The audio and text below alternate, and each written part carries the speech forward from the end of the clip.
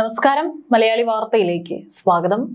Gaza പുനർനിർമ്മാണത്തിനുള്ള വിഭവങ്ങൾ ഭീകരപ്രവർത്തനങ്ങൾക്കായി രൂപകൽപ്പന ചെയ്ത ഒരു ഭൂഗർഭ ശൃംഖല നിർമ്മിക്കുന്നതിനായി തീവ്രവാദി സംഘം വഴിതിരിച്ചുവിട്ടതായി ആരോപിച്ച് തെക്കൻ ഗാസ മുനമ്പിൽ സ്ഥിതി ചെയ്യുന്ന 2 കിലോമീറ്റർ നീളമുള്ള ഹമാസ് തുരങ്കം ഇസ്രായേൽ പ്രതിരോധ സേന പൊളിച്ചുമാറ്റിയിരിക്കുകയാണ്. ഖാൻ യൂനിസ് മേഖലയിലെ വിപുലമായ പൊളിക്കൽ പ്രവർത്തനങ്ങൾ കാണിക്കുന്ന ഒരു വീഡിയോ IDFന്റെ അന്താരാഷ്ട്ര വക്താവ് ലഫ്റ്റനന്റ് കേണൽ നദവ് ഷോഷാനി ഓൺലൈനിൽ പങ്കിട്ടു. 2 കിലോമീറ്റർ നീളമുള്ള ഒരു ഹമാസ് ഭീകര തുരങ്കം പൊളിച്ചു മാറ്റുമ്പോൾ ഇങ്ങനെയാണ് കാണപ്പെടുന്നത് എന്നാണ് അത് പങ്കുവെച്ചുകൊണ്ട് അദ്ദേഹം പറഞ്ഞിരിക്കുന്നത്. ഗാസയിലെ ജനങ്ങൾക്ക് വേണ്ടി ഹമാസിനെ അമ്പരചുംബികളായ കെട്ടിടങ്ങൾ പണിയാമായിരുന്നു. പകരം അവർ വീടുകൾക്കടിയിൽ ഭീകര തുരങ്കങ്ങൾ നിർമ്മിച്ചുവെന്നും അദ്ദേഹം കൂട്ടിച്ചേർത്തു. IDFന്റെ അഭിപ്രായത്തിൽ ഹമാസ് പോരാളികൾക്ക് ആയുധങ്ങൾ കൊണ്ടുപോകുന്നതിനും ഇസ്രായേലിന്റെ കണ്ടെത്തലിൽ നിന്ന് രക്ഷപ്പെടുന്നതിനും ആക്രമണം നടത്തുന്നതിനുമുള്ള ഒരു മാർഗമായി ഈ തുരങ്കം പ്രവർത്തിച്ചു. ഇതെല്ലാം ജനസാന്ദ്രതയുള്ള സിവിലിയൻ പ്രദേശങ്ങൾക്ക് കീഴിലാണ്. അതായത് എന്തെങ്കിലും സംഭവിച്ചു കഴിഞ്ഞാൽ ഈ സാധാരണക്കാരായിട്ടുള്ള ജനങ്ങളാണ് ബലിയാടാകുന്നത്. അതുകൊണ്ട് തന്നെയാണ് പലപ്പോഴും പല ഇത്തരത്തിൽ തുരങ്കങ്ങൾ ടാർഗറ്റ് ചെയ്തുകൊണ്ട് ഇസ്രായേൽ ആക്രമണം നടത്തുമ്പോൾ സിവിലിയൻസും അതിനിടയിൽ മരണപ്പെടുന്നത് സംഭവിക്കുന്നത്. അപ്പോഴെല്ലാം തന്നെ ഹമാസ് ഇറക്കുന്ന ഒരു ചീട്ടാണ് സാധാരണക്കാർക്ക് നേരെ ഇസ്രായേലിന്റെ ക്രൂരത, അല്ലെങ്കിൽ സാധാരണക്കാരെ ലക്ഷ്യം വെക്കുന്നു, കുട്ടികളെ ലക്ഷ്യം വെക്കുന്നു എന്നൊക്കെ പറഞ്ഞുകൊണ്ട്. എന്നാൽ അവരെ പോലും ഭീഷണിപ്പെടുത്തിക്കൊണ്ട് അവരുടെ വീടുകൾക്കോ കെട്ടിടങ്ങൾക്കോ താഴെ, സ്കൂളുകൾക്കും ആശുപത്രികൾക്കും ഒക്കെ താഴെ ഇത്തരത്തിൽ കിലോമീറ്ററുകൾ വ്യാപിച്ചു കിടക്കുന്ന തുരങ്കങ്ങളാണ്. ഈ പണമൊക്കെ തന്നെ സാധാരണക്കാരായിട്ടുള്ള ജനങ്ങളുടെ ക്ഷേമത്തിനായിട്ടുള്ള പണമൊക്കെ തന്നെ ഹമാസ് ഉപയോഗിച്ചു വന്നിരുന്നത്. 100 കണക്കിന് ഭീകര കേന്ദ്രങ്ങൾ ഇല്ലാതാക്കിയെന്ന് IDF അറിയിച്ചിട്ടുണ്ട്.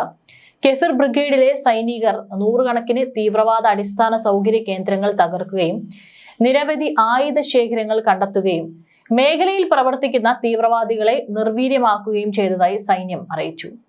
തങ്ങളുടെ പോരാളികളെയും ആയുധങ്ങളെയും മറയ്ക്കാൻ വീടുകൾ, സ്കൂളുകൾ, ആശുപത്രികൾ എന്നിവയുൾപ്പെടെയുള്ള സിവിലിയൻ സ്വത്തുക്കളും ഹമാസ് ഉപയോഗിക്കുന്നുണ്ടെന്നും ഗാസയിലെ ജനങ്ങളെ മനുഷ്യ കവചങ്ങളായി ഉപയോഗിച്ചുകൊണ്ട് അപകടത്തിലാക്കുന്നുവെന്നും ഇസ്രായേൽ വളരെ കാലമായി ആരോപിച്ചു വരികയാണ്. ഗാസയിലുടനീളമുള്ള ഒരു വലിയ ഭൂഗർഭ ശൃംഖലയുടെ ഒരു ഭാഗം മാത്രമാണ് ഈ തുരങ്കമെന്നും IDF പറയുന്നു. അതിൽ ചിലത് ഇസ്രായേൽ പ്രദേശത്തേക്ക് വ്യാപിച്ചേക്കാം.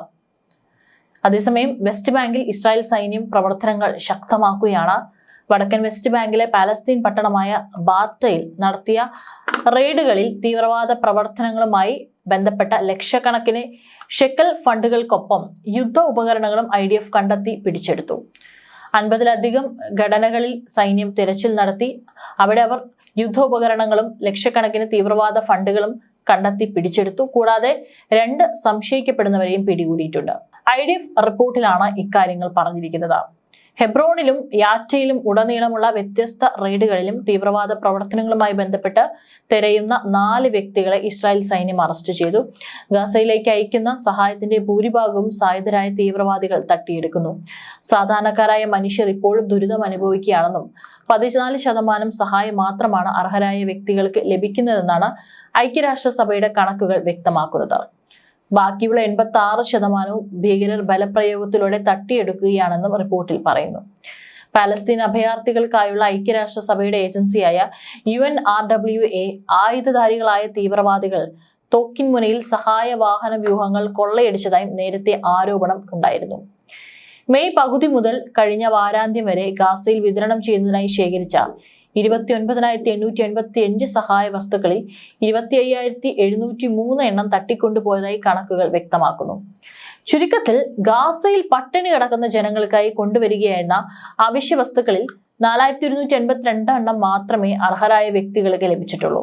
ഇത്തരത്തിൽ കഴിഞ്ഞ 2.5 മാസത്തിനിടെ 23,353 ടൺ അവശ്യ വസ്തുക്കളാണ് ഹമാസ് തീവ്രവാദികളോ ഗാസയിലെ യുദ്ധമേഖലയിൽ താമസിക്കുന്ന 2 ദശലക്ഷത്തിലധികം ആളുകൾ ചിലരെ തട്ടിക്കൊണ്ടുപോയി എന്നാണ് കരുതപ്പെടുന്നത്. ഇസ്രായേൽ ഹമാസ് തമ്മിൽ ഇപ്പോഴും ഏറ്റുമുട്ടൽ തുടരുന്ന പശ്ചാത്തലത്തിൽ ഗാസയിലെ സാധാരണക്കാരുടെ ജീവിതം കൂടുതൽ ദുരിതപൂർണമായി മാറുകയാണ്. വെടിനിർത്തലുമായി ബന്ധപ്പെട്ട് ഇരുവരും ഇപ്പോഴും പരസ്പരം കുറ്റപ്പെടുത്തുകയാണ്. എത്ര ട്രക്കുകൾ ഗാസയിലേക്ക് എത്തിയാലും അതുകൊണ്ട് അവിടുത്തെ സാധാരണക്കാരുടെ ദുരിതങ്ങൾ അവസാനിപ്പിക്കാൻ കഴിയില്ല എന്നാണ് വിലയിരുത്തപ്പെടുന്നത്. ഇവിടെയുള്ള റെഡ് ക്രോസിന്റെ ആശുപത്രിയിൽ ചികിത്സയ്ക്കായി എത്തുന്ന പലർക്കും ഗുരുതരമായ പോഷകക്കുറവിന്റെ ലക്ഷണങ്ങൾ കാണുന്നു എന്നാണ് ഡോക്ടർമാർ പറയുന്നത്. ഇതിന്റെ ഏറ്റവും വലിയ ഇരകൾ കുട്ടികളാണ്. ആക്രമണങ്ങളിൽ പരിക്കേറ്റ് പലരും ആശുപത്രികളിൽ എത്തുമ്പോൾ അവർക്ക് അടിയന്തര ചികിത്സ നൽകാനുള്ള സാധനങ്ങൾ പോലും ഇവിടെ ലഭ്യമല്ല. ഭക്ഷണത്തിനായി തിരക്ക് കൂട്ടുന്ന സ്ഥലങ്ങളിലും നിരവധി പേർ മരിക്കുകയോ പരിക്കേൽക്കുകയോ ചെയ്യുന്നുണ്ട്. ഗാസയിൽ 2023 ഒക്ടോബർ 7 ശേഷം യുദ്ധമുണ്ടായ സാഹചര്യത്തിൽ ഇതുവരെ 93 കുട്ടികൾ ഉൾപ്പെടെ 175 പേർ പട്ടിണി കൊണ്ട് മരിച്ചു എന്നാണ് ഹമാസ് ആരോപിക്കുന്നത്. ഇസ്രായേൽ സൈനിക മേധാവി ലഫ്റ്റനന്റ് ജനറൽ ഇയാൽ സമീർ എതിർപ്പ് പ്രകടിപ്പിച്ചതായി റിപ്പോർട്ടുകൾ ഉണ്ടെങ്കിലും ഗാസ പിടിച്ചെടുക്കുക എന്ന തന്റെ നിലപാടിൽ തന്നെയാണ് പ്രധാനമന്ത്രി ബെഞ്ചമിൻ നെതന്യാഹു എന്ന് സൂചിപ്പിച്ച് റിപ്പോർട്ടുകൾ. നെതന്യാഹു സുരക്ഷാ ഉദ്യോഗസ്ഥരുമായി ഇന്ന് കൂടിക്കാഴ്ച നടത്തിയതായി വിവരമുണ്ട്. ഗാസ മുനമ്പ് പൂർണ്ണമായി സൈനികമായി ഏറ്റെടുക്കാൻ അദ്ദേഹം ആഗ്രഹിക്കുന്നതായാണ് മാധ്യമ റിപ്പോർട്ടുകൾ.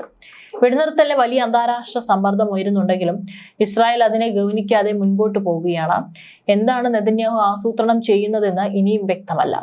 ഹമാസിന്റെ പക്കലുള്ള ബന്ദികളെ മോചിപ്പിക്കുക എന്നത് പ്രാഥമിക ലക്ഷ്യമാണോ എന്നും വ്യക്തമായിട്ടില്ല. ഗാസ പിടിച്ചെടുക്കിയ ശേഷം ബന്ദിമോചനം എന്നതാണ് നെതന്യാഹുവിന്റെ ആലോചനയെന്നും ചില റിപ്പോർട്ടുകൾ പറയുന്നു. അതേസമയം ഗാസയുടെ പൂർണ്ണമായ നിയന്ത്രണം കൈക്കലാക്കുക എന്ന ഇസ്രായേലിന്റെ പ്രചാരണം ഹമാസിനെ സമ്മർദ്ദത്തിലാക്കാനുള്ള തന്ത്രമായിരിക്കാമെന്നും നിരീക്ഷിക്കപ്പെടുന്നുണ്ട്. പുതിയ റിപ്പോർട്ടുകളെ അതീവ ഗൗരവത്തോടെയാണ് അന്താരാഷ്ട്ര സമൂഹം കാണണമെന്ന് പലസ്തീൻ വിദേശകാര്യ മന്ത്രാലയം ആവശ്യപ്പെട്ടു. അത്തരമൊരു പദ്ധതി നടപ്പാക്കുന്നത് തടയാൻ ലോകം ഇടപെടണമെന്നും പാലസ്തീൻ ആവശ്യപ്പെട്ടു. ഗാസയിൽ ശത്രുവിനെ പൂർണ്ണമായി പരാജയപ്പെടുത്തുകയും ബന്ദികളെ മോചിപ്പിക്കുകയും ഗാസ ഒരിക്കലും ഇസ്രായേൽ ഭീഷണിയാകാത്ത സാഹചര്യം ഒരുക്കുകയും ചെയ്യേണ്ടത് അത്യാവശ്യമാണെന്നും നെതന്യാഹു ഒരു സൈനിക റിക്രൂട്ട്മെന്റ് ചടങ്ങിൽ പങ്കെടുത്ത് പറയുകയുണ്ടായി. ബന്ദികളുടെ ദയനീയ അവസ്ഥ കാണിക്കുന്ന വീഡിയോകളിലൂടെ ഹമാസ് സമ്മർദ്ദം ഉയർത്തുന്നുണ്ട്.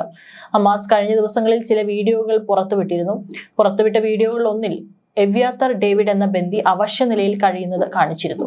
തന്നെ രക്ഷിക്കണമെന്നും യുദ്ധം അവസാനിപ്പിക്കണമെന്നും അയാൾ അഭ്യർത്ഥിക്കുന്നതും കാണാം ദൃശ്യങ്ങളിൽ. ഈ ദൃശ്യങ്ങൾ ഇസ്രായേലിൽ വലിയ പ്രതിഷേധം സൃഷ്ടിച്ചിട്ടുണ്ട്. അന്താരാഷ്ട്ര തലത്തിൽ നെതന്യാഹുവിന് സമ്മർദ്ദം തുടരുകയും ചെയ്യുന്നുണ്ട്. ഇസ്രായേലിലെ കണക്കനുസരിച്ച് 20ഓളം ബന്ദികളാണ് ഇനി ജീവനോടെയുള്ളത്. വെടിനിർത്തൽ കരാറുകളിലൂടെ നിരവധി പേരെ മോചിപ്പിക്കാൻ സാധിച്ചിരുന്നു. അതിനിടെ കഴിഞ്ഞ 24 മണിക്കൂറിനുള്ളിൽ ഗാസയിൽ 8 പേർ കൂടി പട്ടിണി മൂലവും പോഷകാഹാരക്കുറവ് മൂലവും മരിച്ചു. ഇതുകൂടാതെ 79 പേർ ഇസ്രായേൽ വെടിവയ്പിലും കൊല്ലപ്പെട്ടുവെന്നും ഗാസ ആരോഗ്യ മന്ത്രാലയം അറിയിച്ചു. സൈനിക നടപടി ഇസ്രായേൽ തുടരുകയും ഗാസയിൽ ക്ഷാമത്തിന്റെ സൂചനകൾ കണ്ടു തുടങ്ങുകയും ചെയ്യുന്ന സാഹചര്യത്തിൽ രാജ്യാന്തര സമൂഹത്തിന്റെ രോഷം വർദ്ധിച്ചു വരികയാണ്.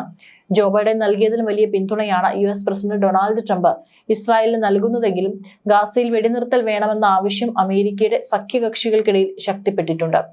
ഈ പശ്ചാത്തലത്തിലാണ് ഇസ്രായേൽ പാലസ്തീൻ പ്രശ്നത്തിന് ദുരാഷ്ട്ര പരിഹാരം ചർച്ച ചെയ്യാൻ ജൂലൈ 28, 29, 30 തീയതികളിൽ ന്യൂയോർക്കിൽ ഐക്യരാഷ്ട്ര സംഘടനയുടെ സമ്മേളനം നടന്നത്. 125 രാജ്യങ്ങൾ പങ്കെടുത്തു. പലസ്തീൻ രാഷ്ട്രത്തിന്റെ നിലനിൽപ്പ് സുഗമമാക്കാൻ സായുധ പോരാട്ടം അവസാനിപ്പിക്കേണ്ടതുണ്ടെന്നും ആ സമ്മേളനത്തിനിടെ ഹമാസിനോട് 22 അംഗ അറബ് ലീഗ് ആവശ്യപ്പെട്ടു. ഗാസയിലെ സംഘർഷത്തിന് തുടക്കമിട്ട് 2023 ഒക്ടോബർ 7 ഇസ്രായേലിനെതിരെ ഹമാസ് നടത്തിയ ആക്രമണത്തെ സമ്മേളനം അപലപിക്കുകയും ചെയ്തു. അതേസമയം സെപ്റ്റംബറോടെ ഗാസയിൽ വെടിനിർത്തൽ ഉണ്ടായില്ലെങ്കിൽ പാലസ്തീൻ രാഷ്ട്രത്തെ അംഗീകരിക്കുമെന്ന് ബ്രിട്ടീഷ് പ്രധാനമന്ത്രി കിയർ സ്റ്റാമർ പ്രഖ്യാപിച്ചിരിക്കുകയാണ്. സമാനമായ പ്രഖ്യാപനം ഫ്രാൻസും കാനഡയും നടത്തിയിട്ടുണ്ട്. ഇസ്രായേൽ പലസ്തീൻ പ്രശ്നത്തിന് അമേരിക്കയുടെ നേതൃത്വത്തിൽ പരിഹാരമുണ്ടാക്കാനുള്ള പദ്ധതിയുമായി മധ്യപൂർവ്വ ദേശത്തെ US പ്രത്യേക പ്രതിനിധി സ്റ്റീവ് വിറ്റ്കോഫ് ഈയിടെ ഇസ്രായേൽ സന്ദർശിച്ചിരുന്നു.